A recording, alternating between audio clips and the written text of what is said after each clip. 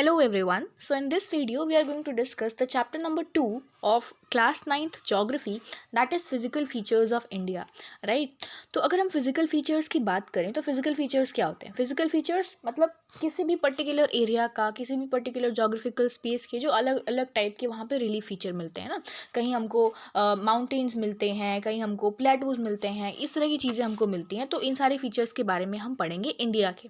तो अगर हम इंडिया को देखें तो इंडिया इज़ अ कंट्री जहाँ पे सारे टाइप के फिज़िकल फीचर्स मिलते हैं। यहाँ पे आपको माउंटेन्स भी मिलते हैं, यहाँ पर आपको प्लेन एरिया भी मिलता है, यहाँ प्लेटूज भी मिलते हैं, इंडियन डेजर्ट भी है, थार डेजर्ट जिसको हम बोलते हैं। तो यहाँ पे सारे फीचर्स मिलते हैं हमको, ठीक है। इसीलिए इंडिया को हम सब कॉन्टिनेंट भी बोलते हैं, राइट। क्यों बोलते हैं? क्योंकि जो फीचर्स, जितने फिज़िकल फीचर्स, जिस तरह की टोपोग्राफिकल सिचुएशन एक कॉन्टिनेंट में मिलती है, वो सारी की सारी एक कंट्री में है जो कि इंडिया है। That is why we call India as subcontinent also, ठीक है। तो चलिए book line by line we'll see क्या है in the particular chapter. Yes, so the land of India displays great physical variations, right. Geologically भी हमारे अर्थ में, हमारे लैंड में, हमारे इंडिया के लैंड में पेनिनसुलर प्लेटू है जो कि बहुत पुराना है। वहीं अगर हम हिमालयाज की बात करें या नॉर्दर्न प्लेन्स की बात करें तो ये सब बहुत ही रिसेंटली फॉर्म हुए हैं, राइट। तो ये अलग अलग जो वेरिएशंस हैं, इन वेरिएशंस के बारे में आकर हम डीप से पढ़ेंगे इस पर्टिकुलर चैप्टर में। तो सबसे पहला major physiographic divisions which are there, ठीक है। तो हमने कुछ डिविजन्स में उनको बांट रखा है। What are those divisions? Let's look at them.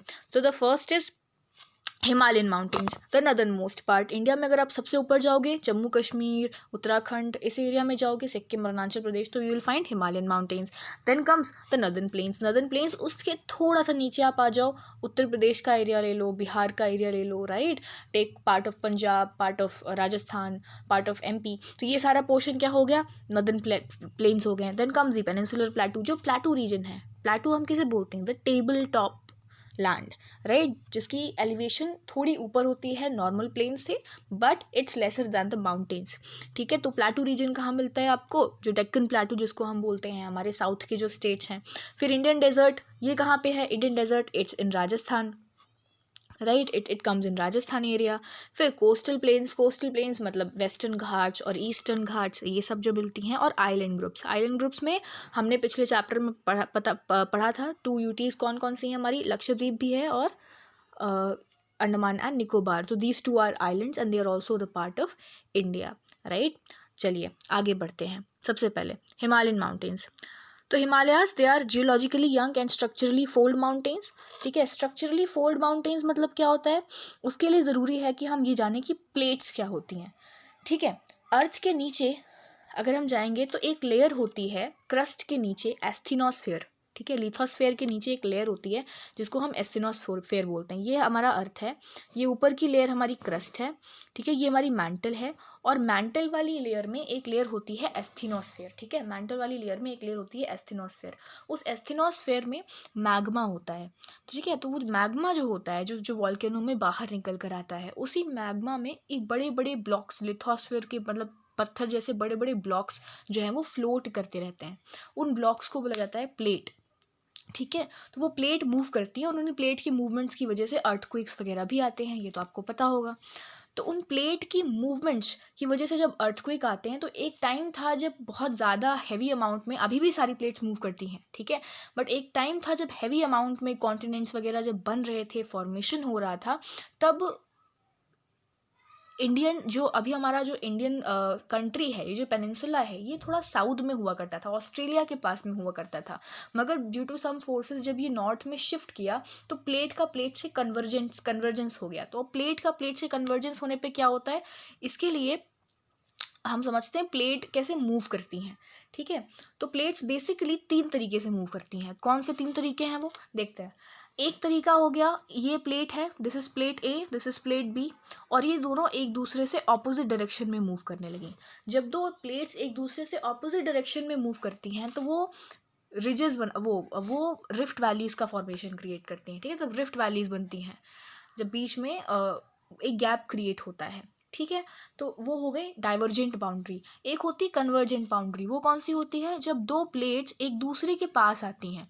जब एक दूसरे के पास आती हैं तो जो डेंस वाली प्लेट होती है, जो थोड़ी सी भारी प्लेट होती है, वो अंदर चली जाती है, जिससे कि इनका फॉर्मेशन कुछ ऐसा हो जाता है। मतलब हाइट जो होती है वो इंक्रीज करती है, यानी कि यहाँ पर होती है फोल्डिंग। इस पर्टिकुलर प्रोसेस को हम बोलते हैं folding of mountain, folding of plates, ठीक है। और इन फोल्डिंग की वजह से माउंटेन्स वो होती है। तो ऐसा ही माना जाता है कि एक टाइम पे दो प्लेट्स, यानी इंडो ऑस्ट्रेलियन प्लेट और यूरेशिया वाली प्लेट, दोनों आपस में आई, मिली और फोल्डिंग हुई, और उस फोल्डिंग की वजह से हमारे हिमालयन माउंटेन्स का फॉर्मेशन हुआ। अगर आप इंडिया के मैप को ध्यान से देखोगे तो आपको लगेगा दैट माउंटेन रेंजेस वहीं पर हैं जहाँ पर फोल्डिंग हुई, ठीक है।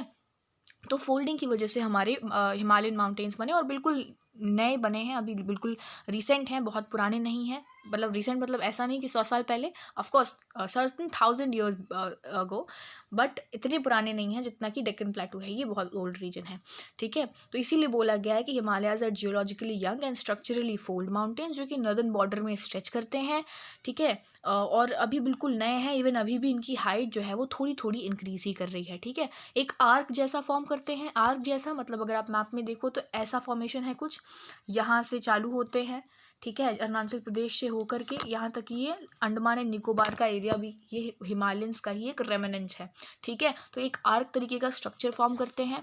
और इसकी टोटल लेंथ कितनी है? इसकी टोटल लेंथ है 2400 kilometre. Remember this, total length इसकी 2400 किलोमीटर है। विड्थ डिपेंड करती है, जहाँ कश्मीर वश्मीर का एरिया है वहाँ पे बहुत बड़े बड़े बहुत हैवी रेंज में माउंटेन एरियाज हैं, तो वहाँ पर इसकी विड्थ लगभग 400 किलोमीटर के आसपास हो जाती है। वहीं अरुणाचल प्रदेश के एरिया में इसकी विड्थ थोड़ी सी कम हो जाती है, ठीक है। हिमालयाज की 3 पैरेलल रेंजेस हैं, ठीक है। उनका नाम क्या क्या है ध्यान से देखते हैं, मैप में चेक करते हैं। आइए, दिस इज द मैप, ठीक है। यहाँ पे रेंज है, उसके नाम है रेंजेस के, कौन कौन से, देखो ये एक रेंज है, this is the range and here, ठीक है। तो जो सबसे नीचे वाली लेयर है, नदर्न प्लेन्स की जस्ट ऊपर वाली लेयर है, उसको हमने बोला शिवालिक रेंज, ठीक है, शिवालिक रेंज। और उससे जस्ट ऊपर की जो रेंज है उसको हम बोलते हैं लेसर हिमालयास, ठीक है। ये शिवालिक रेंज है, let me explain you, this is the Shivalik range. ये जो शिवालिक रेंज है, इसके माउंटेन्स के साइज थोड़े छोटे हैं, ठीक है। इसके जो माउंटेन्स हैं उनकी हाइट जो है वो थोड़ी छोटी है, ठीक है। और उतने हैवी, उतने बड़े बड़े, उतनी हाइट वाले रेंजेस यहाँ पर नहीं मिलते हैं। So these are Shivalik. फिर एक रेंज आती है लेसर हिमालयाज, ठीक है, या फिर हिमाचल हिमालयाज उनको बोलते हैं, जो कि ये एरिया है, लेसर हिमालयाज और हिमाचल हिमालयाज, ठीक है। और इससे जस्ट ऊपर की जो रेंज आती है ये वाली, इसको हम बोलते हैं ग्रेटर हिमालयाज, ठीक है, जिसमें बहुत हाई रेंजेस एग्जिस्ट करती हैं, ठीक। So these are all the major divisions of Himalayas, which is Himadri, that is greater Himalayas, Himachal और लेसर हिमालयाज, और सबसे छोटी रेंज जिसको हम बोलते हैं शिवालिक्स, ठीक है। यहाँ पे उनकी हाइट के बारे में आपको बताया गया है। हेयर इज अ लिस्ट जो आपको बता रही है कि हिमालयाज के जो one of the highest peaks कौन कौन सी हैं। सबसे पहली तो माउंट एवरेस्ट, ठीक है। माउंट एवरेस्ट के बारे में आई थिंक आप सबको पता है, the highest peak in the entire world and its height is 848 metres. उसके बाद सेकेंड है कंचनजंगा। माउंट एवरेस्ट कहाँ पे है? It is in Nepal. Kanchenjunga it's in India. India के कौन से स्टेट में? It's in Sikkim. See it will be here, या ये देखिए, दिस इज द सिक्किम, ठीक है, ये सिक्किम है, दिस इज द सिक्किम, और यहाँ पर है कंचनजंगा। तो Kanchenjunga is the highest peak in India and it's located in the Sikkim region, ठीक है। उसके बाद मकालू इज़ देयर, धौलागिरी, नंगा पर्वत, अन्नपूर्णा, इन सारी लोकेशंस को आप देखो, दीज आर वेरी इंपॉर्टेंट, क्योंकि ये इंडिया के one of the highest peaks हैं of Himalayan ranges and they become important for all of us. उसके बाद हिमाद्री यानी कि ग्रेटर हिमालयाज के बाद सेकेंड रेंज में आता है हिमाचल हिमालय या फिर लेसर हिमालय, ठीक है। यहाँ पर कंपैरेटिवली थोड़ी छोटी हाइट की माउंटेन्स मिलते हैं, माउंटेन रेंजेस मिलती हैं बिटवीन 3700 मीटर्स टू 4500 मीटर, ठीक है। एवरेज विड्थ लगभग 50 किलोमीटर के आसपास की होती है, ठीक है। इसमें पिरपंजल जो है वो सबसे इम्पॉर्टेंट रेंज है इस पर्टिकुलर लेयर का, पिरपंजल और धौलाधर, ठीक है। देखते हैं मैप में पिरपंजल और धौलाधर कहाँ पर एग्जिस्ट करते हैं।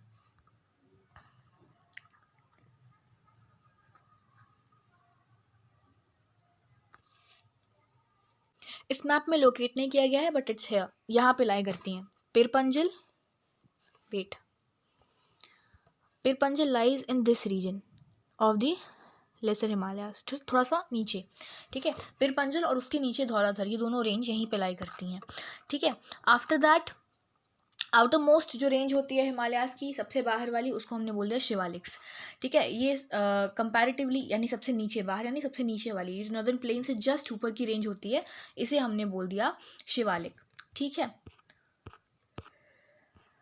इनकी विड्थ वगैरह और ऑल्टीट्यूड बहुत हाई नहीं होती हैं, and they are also made up of sediments, मतलब बिल्कुल बचे हुए रेमिनेंट पार्ट से बना है। इसमें डून्स भी मिलते हैं। डून्स क्या होती हैं? They are longitudinal valleys.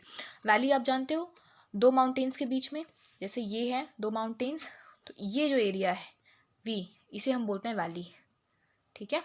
This particular area is called as a valley. तो ये जो है वैलीज़ यहाँ मिलती हैं, तो इनको हम बोलते हैं दून्स। आपको पता होगा देहरादून, देहरादून तो आप सबने नाम सुना है, ठीक है। देहरादून, कोटली दून, पाटली दून, इस तरह के जो ये सब दून्स हैं, तो दून फॉर्मेशन यहाँ आपको बहुत मिलता है शिवालिक रेंज में। तो आपको समझ में आ गया होगा कि उत्तराखंड और हिमाचल प्रदेश ये सब कैसे शिवालिक रेंज है, यहाँ पे मिलती हैं आपको, ठीक है। बिसाइड्स लॉन्गिट्यूडनल डिविजन्स, हिमालयाज को उनके ईस्ट टू वेस्ट के हिसाब से भी डिवाइड कर रखा हुआ है, मतलब उनके रीजन्स के हिसाब से डिवाइड करके रखा हुआ है, ठीक है। अब वो किस बेसिस पे? वो रिवर वैली, रिवर्स के बेसिस पे डिवाइड करके रखा हुआ है। फॉर एग्जांपल भाई, वो हिमालय का रीजन जो कि इंडस रिवर और सतलज रिवर के बीच में लाया करता है, उसको हमने बोल दिया पंजाब हिमालय, ठीक है। उसको कश्मीर और हिमाचल हिमालय भी बोला जाता है, ठीक है। इंडस रिवर में, ये देखो, अगर आप ध्यान से देखोगे मैप में नहीं बताया गया है, बट अगर ये इंडिया का पोर्शन है, नॉर्दर्न पोर्शन, ठीक है, तो यहाँ पे इंडस और सतलज लाई करते हैं, तो उसके बीच का जो एरिया है, इसको हमने बोल दिया पंजाब हिमालयाज, ठीक है। जो इंडिया में which lie between Indus and Satluj river, that we have call as Punjab Himalayas. उसके बाद रीजनली उसको कश्मीर हिमालय भी बोलते हैं या हिमाचल हिमालयाज भी बोलते हैं। अब हिमालय का वो पार्ट जो कि सतलज और काली रिवर के बीच में लाई करता है, उसको हमने कुमाऊं हिमालयाज बोल दिया। काली और तिस्ता रिवर के बीच में जो लाई करता है, उसको हमने बोल दिया नेपाल हिमालयाज, ठीक है। तीस्ता और दिहांग रिवर्स के बीच में जो लाई करता है, Dihang is a tributary of Brahmaputra river, तो दिहांग के और तिस्ता के बीच में जो लाई करता है, उसको हमने असम हिमालयाज बोल दिया। तो इस तरह से हमने अलग अलग बाइफर्केशंस दे रखे हैं to the areas of Himalaya, जो अलग अलग रिवर्स के बीच में लाई करते हैं, ठीक है।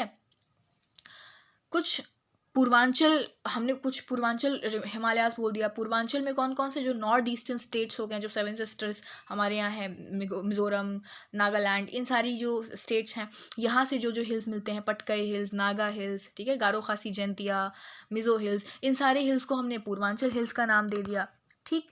So this is all about Himalayas. तो हिमालयाज में इंपॉर्टेंट क्या हो जाता है? इंपॉर्टेंट हो जाता है for all of us to remember कि हिमालयाज की मेजर कौन कौन सी बाइफर्केशंस हैं। वो तो रीजनल बाइफर्केशंस है कि हमने अलग अलग ईस्टर्न स्टेट्स और स्टेट्स के हिसाब से बांट दिया, या फिर कौन कौन सी रिवर्स के बीच में लाई करते हैं उस हिसाब से बांट दिया। मेन जो बाइफर्केशन है वो कौन कौन सा है? ध्यान से देखिए, पहला बाइफर्केशन है हिमाद्री और ग्रेटर हिमालयाज। दूसरा बाइफर्केशन है हिमाचल और लेसर हिमालयाज, जो कि उसके नीचे आता है। और तीसरा बाइफर्केशन है शिवालिक्स, ठीक है, शिवालिक्स जो कि आउटर मोस्ट है और जस्ट नॉर्दर्न प्लेन से ऊपर वाली रेंज को हमने नाम दे दिया शिवालिक्स का। फाइन, आगे बढ़ते हैं। हिमालयाज के बाद हमारे पास नेक्स्ट टॉपिक आता है द प्लेन, ठीक है, नॉर्दर्न प्लेन्स। अब प्लेन्स की बात करें तो प्लेन्स कैसे बने हैं? Plains have been formed because of the interplay of three major river system, Indus, Ganga and Brahmaputra. देखिए, प्लेन्स जो हैं बेसिकली सेडिमेंट्स से बने हैं, ठीक है। प्लेन्स कुछ नहीं थे पहले, कुछ नहीं थे। जब प्लेटू यानी जब प्लेट आके कन्वर्ज हुई, यूरेशियन प्लेट से लड़ गई, फोल्डिंग हुई, माउंटेन्स बने। उन माउंटेन्स में से जब रिवर निकली, ठीक है, तो रिवर अपने साथ उन माउंटेन्स के रेमिनेंट्स को, टुकड़ों को लेकर आ गई, ठीक है। ये आपका माउंटेन है, यहाँ से जब रिवर निकली तो रिवर अपने साथ साथ सेडिमेंट्स और पत्थर, कंकड़, इस तरीके की चीज़ों को लेकर आ गई। और इन्हीं सारे सेडिमेंट्स के, क्योंकि they bring it in huge amount, तो इन्हीं सारे सेडिमेंट्स के डिपोजिशन की वजह से जो प्लेन एरिया बना, उसको हमने बोल दिया नॉर्दर्न प्लेन। फाइन। तो तीन मेजर रिवर सिस्टम है नॉर्थ इंडिया में, इंडस, ब्रह्मपुत्र और गंगा। तो इसीलिए इन तीनों रिवर सिस्टम के इंटरप्ले से हमारे नॉर्दर्न प्लेन्स फॉर्म हुए।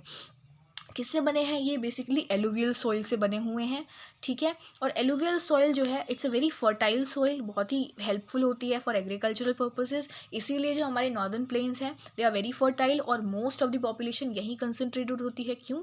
क्योंकि यहाँ पर एग्रीकल्चर अच्छे से हो पाता है, खेती अच्छे से हो पाती है, तो एक मीन्स ऑफ ऑक्यूपेशन भी है, सेल्फ सस्टेनेबिलिटी भी है कि फूड वगैरह सबके पास अवेलेबल है, लोग यहाँ पे रहते हैं, खेती करते हैं हमेशा से ना। इवन दो अब लोग शिफ्ट कर रहे हैं क्योंकि अब टेक्नोलॉजी डेवलप हो गई है, मगर एक टाइम था जब हमेशा लोग रिवर्स के आसपास रहना क्यों पसंद करते थे? क्योंकि रिवर्स के आसपास वाटर फैसिलिटी अवेलेबल है, एलुवियल सॉइल होती थी, इस तरह की चीज़ें जिससे कि उनके लिए एग्रीकल्चर में हेल्प होती थी। फाइन फाइन तो देखिए यहाँ पर हमें बताया हुआ है कि जो प्लेन है वो कितने एरिया में स्प्रेड है। It spread about around in 7 lakh square kilometre region, ठीक है। 2400 किलोमीटर लॉन्ग है and it's 240 to 320 kilometre broad also. It's a densely populated physiographic region. मैंने बता दिया क्यों यहाँ पे पॉपुलेशन ज़्यादा रहता है, पॉपुलेशन डेंसिटी हाई रहती है, क्योंकि ऑब्वियसली जब सॉइल फर्टाइल है, वाटर फैसिलिटी अवेलेबल है, क्लाइमेट अच्छा है, तो एग्रीकल्चरली रीजन रिच होगा, ऑक्यूपेशन के लिए फैसिलिटीज़ ज़्यादा हो पाएंगी और लोग ऑब्वियसली ऐसी जगह पे रहना पसंद करेंगे, ठीक है। देखो लिखा है कि जो रिवर्स नॉर्दर्न माउंटेन से आती थी उन्होंने ही, उनकी वजह से ही इस तरह के डिपोजिशनल वर्क हुए और ये सब फॉर्म हुआ, ठीक है। अब कभी कभी होता है दैट, देखिए यहाँ पे हमें बताया हुआ है कि रिवर्स जो हैं जब अपने लोअर कोर्स में होती हैं, लोअर कोर्स में मतलब जब वो समुद्र से मिलने वाली होती हैं, when they are almost stagnant, तो क्या होता है, दे स्प्रेड इनटू चैनल्स। जैसे कि आपको पता होगा रिवर की स्टेजेस क्या होती हैं। जब शुरुआत में रिवर आती है तो बिल्कुल बहाव के साथ आती है विद लॉट ऑफ स्पीड, फिर एक टाइम के बाद वो थोड़ी थोड़ी थोड़ी थोड़ी हट कम होने लगती है उसकी स्पीड। जैसे गंगा की फॉर एग्जांपल, जब वो उत्तराखंड के एरिया में होती है तो बहुत हाई स्पीड होती है, उत्तर प्रदेश बिहार के एरिया तक आते आते वो स्लो हो जाती है, और वेस्ट बंगाल के आते आते तो बिल्कुल ही स्टैग्नेंट हो जाती है, राइट। तो जो रिवर का स्लोप है वो बिल्कुल वहाँ पर आते आते स्टैग्नेंट हो जाता है, तो उसकी स्लो स्पीड की वजह से वो अलग अलग वो उसमें डिस्ट्रीब्यूट होने लगती है, अलग अलग कोर्सेज में वो डिस्ट्रीब्यूट होने लगती है। तो जो जब डिस्ट्रीब्यूट होने लगता है वाटर रिवर का, इसको हम बोलते हैं डिस्ट्रीब्यूटरीज। यही फ़र्क होता है ट्रिब्यूटरीज और डिस्ट्रीब्यूटरीज में। क्या फ़र्क होता है कि जब ये मेन रिवर है, ठीक है, और मेन रिवर को जो नदियाँ बाहर से ज्वाइन कर रही हैं वो ट्रिब्यूटरीज हैं, ठीक है। The rivers which join the main river they are tributaries. और जब अपने कोर्स के बिल्कुल एंड में आ गई होती है रिवर, मतलब जब समुद्र से मिलने वाली होती है, तो उससे जो निकलती हैं स्ट्रीम्स, जो स्ट्रीम्स निकलती हैं रिवर से, उन्हें बोला जाता है distributaries. It's an important difference, ये पता होना चाहिए कि क्या डिफरेंस होता है between tributaries and distributaries. Now moving ahead, northern plains को 3 सेक्शंस में डिवाइड किया गया है। कौन कौन से 3 सेक्शंस हैं? पहला सेक्शन बोला गया है पंजाब प्लेन्स का, ठीक है। पंजाब प्लेन्स का मतलब नदर्न प्लेन का बिल्कुल वेस्टर्न पार्ट। आप मैप याद करो इंडिया का, दिस इज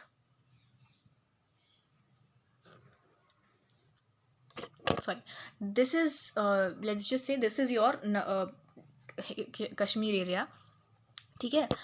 कश्मीर एरिया, और नीचे आ जाओ, ये आपका पंजाब वाला एरिया है, ठीक है। तो ये पंजाब छोटा है और उसके आसपास का थोड़ा रीजन, तो जो पंजाब हरियाणा ये वाला जो रीजन है उसको हमने लिया पार्ट ऑफ पंजाब हिमालयाज, ठीक है। पहला मेजर पोर्शन पाकिस्तान में लाई करता है, ठीक है।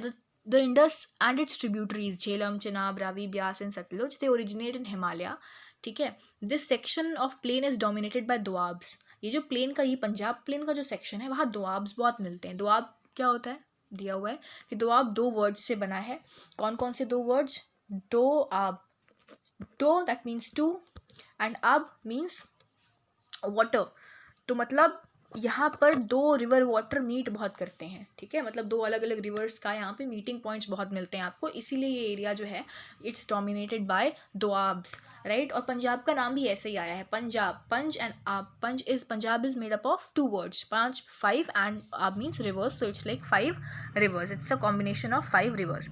तो ये हो गया Punjab plain, that's the very first demarcation. और दूसरा बाइफर्केशन है गंगा प्लेन, जो कि आपको, ठीक है, घाघर और तीस्ता रिवर के बीच में मिलने का, मतलब कि बिल्कुल north India, Haryana, Delhi, UP, Bihar, ये वाला जो रीजन है यहाँ पे गंगा प्लेन्स मिलते हैं, ठीक है।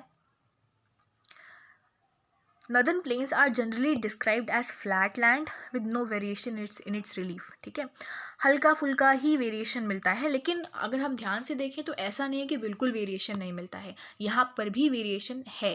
कैसा वेरिएशन है, ध्यान से देखते हैं। नदर्न प्लेन्स को 4 रीजन्स में डिवाइड किया जा सकता है उनके वेरिएशन के बीच में के बेसिस पे। जब रिवर आती है एकदम स्टार्टिंग में, तो वो डिसेंड कर, जब माउंटेन डिपॉजिट से मैंने डिसेंड्स, तो वो पेबल्स वगैरह जो है बिल्कुल डिपॉजिट करती है। मैंने अभी बताया जब रिवर जो है माउंटेन से आएगी तो अपने साथ कुछ कुछ पेबल्स डिपॉजिट करेगी, तो थोड़े बड़े बड़े साइज़ में जो पेबल्स, बड़े बड़े बोल्डर्स लाएगी, तो जो बड़े बड़े पत्थर होंगे वो तो स्टार्टिंग में रुक जाएंगे, तो जो बड़े बड़े पत्थर डिपॉजिट होते हैं उसकी जो एक पैरेलल लेयर बनती है उसको बोला जाता है भाबर, ठीक है। That particular belt is called as Bhabar belt, जो कि बिल्कुल स्टार्टिंग में और बिल्कुल पतले बड़े बड़े बोल्डर्स से बनी होती है, उसे हमने बोल दिया भाबर बेल्ट, ठीक। इस बेल्ट के बाद जो है स्ट्रीम्स वगैरह निकली, ठीक है, मतलब वही रिवर वाटर आता है और थोड़ा सा स्टैगनेंसी आ जाती है, वहाँ पे पानी थोड़ा सा टिक भी जाता है, तो उसकी वजह से वहाँ पर वेट और स्वैम्पी रीजन बन जाता है, मतलब मार्शी, जिसे हम दलदल एरिया बोलते हैं। तो वो जो स्वैम्पी और मार्शी रीजन होता है, जैसे मैंग्रोव फॉरेस्ट जो होते हैं वो यहीं मिलते हैं, ठीक है, यहाँ पर दलदल होता है, लेकिन ये साथ ही साथ में कल्टीवेशन के लिए अच्छे होते हैं, है ना, जो ऐसे पेड़ होते हैं जहाँ हरियाली बहुत ज़्यादा होती है, ऐसे रीजन्स में, इसको बोला गया है तराई रीजन, ठीक है। तो पहला हो गया भाबर, सेकंड कम्स तराई, ठीक है, और यहाँ पे वाइल्ड लाइफ भी बहुत अच्छे से मिलती है, ठीक। अभी दुधवा नेशनल पार्क की अगर आप लोकेशन देखो तो उत्तर प्रदेश के बिल्कुल नॉर्थ में है, नेपाल के पास में, वहाँ पर आपको ये तराई रीजन ही मिलेगा, ठीक है। The largest part of this northern plain is of older alluvium, ठीक है, ये बिल्कुल फ्लड प्लेन्स के, रिवर के फ्लड प्लेन्स के ऊपर मिलता है, उसको बोलते हैं भांगर, ठीक है, जहाँ पे ओल्डर एलुवियम मतलब थोड़े पत्थरों का साइज़ छोटा हो गया आपके, ये काफ़ी फर्टाइल है। ओल्डर एलुवियल है, मतलब ऐसी जगह जहाँ से रिवर कभी मुड़ चुकी है। यहाँ पे बेसिकली रिवर की आपको बात रिवर से समझनी है कि रिवर आई, पहले साथ अपने साथ बड़े बड़े पत्थर लाई, तो उसने भांगर डिपॉजिट किया, फिर आगे बढ़ी, थोड़ा सा वेट रीजन क्रिएट कर दिया, वहाँ पे हो गया आपका स्वैम्पी रीजन, जिसे हमने बोल दिया तराई। उसके बाद वो रिवर यहाँ से गुजरी और आगे आ गई, ठीक है, तो यहाँ से गुजरते हुए आई, ये एरिया जो है यहाँ पे older alluvial rock, older alluvial soil मिलती है आपको, इसे हमने बोल दिया भांगर रीजन, ठीक है। और फिर अभी वो रीजन जहाँ से रिवर अभी भी गुजरती है, ठीक है, और साथ में वो कंकड़ भी डिपॉजिट करते हुए जा रही है, कंकड़ यानी कैल्केरियस डिपॉजिट्स। और अब जो वो एरिया जो बिल्कुल नया है, बिल्कुल नए फ्लड प्लेन्स बन रहे हैं, ठीक है, जो कि बहुत ही फर्टाइल है, जहाँ से रिवर आज भी गुजर रही है, रिवर के बिल्कुल आसपास का एरिया, उसे हमने बोल दिया खादर। खादर जो है वो सबसे फर्टाइल होता है। If somebody asks you the कौन सा रीजन जो है ज़्यादा फर्टाइल है, खादर और भांगर, तो ऑब्वियसली खादर जो है वो ज़्यादा फर्टाइल है। क्यों? क्योंकि लगभग हर साल रिन्यू होता है, हर साल रिवर जो है वो आती रहती है, इस एरिया में गुजरती है, यहाँ पे वो अपना पानी का रीजन सब छोड़ती है। जैसे गंगा आज भी जहाँ से फ्लो कर रही है, उसके आसपास का जो रीजन है, बिल्कुल कोस्ट के थोड़ी सी दूरी के जो रीजन है वो फर्टाइल है, ज़्यादा फर्टाइल है, वहाँ पे आज भी तरबूजों की खेती होती है, राइट, तो वो खादर एरिया है, ठीक है। So they are renewed almost every year, और इसीलिए ये बहुत फर्टाइल है और इसीलिए एग्रीकल्चर के लिए ये काफ़ी यूज़फुल होते हैं। ये फ्लड प्लेन्स है, मतलब यहाँ पर रिवर जो है वो रिवर के बिल्कुल आसपास, उसकी कोस्ट के आसपास के एरियाज़ को खादर बोला जाता है। बांगर थोड़ी दूर के हो गए, और तराई और Bhabar. So this is the bifurcation of northern plains. This is all in the video, और इस चैप्टर का पार्ट 2 हम नेक्स्ट वीडियो में करेंगे। And till then, thank you. I hope the concepts are clear, and thank you. That's all. Take care.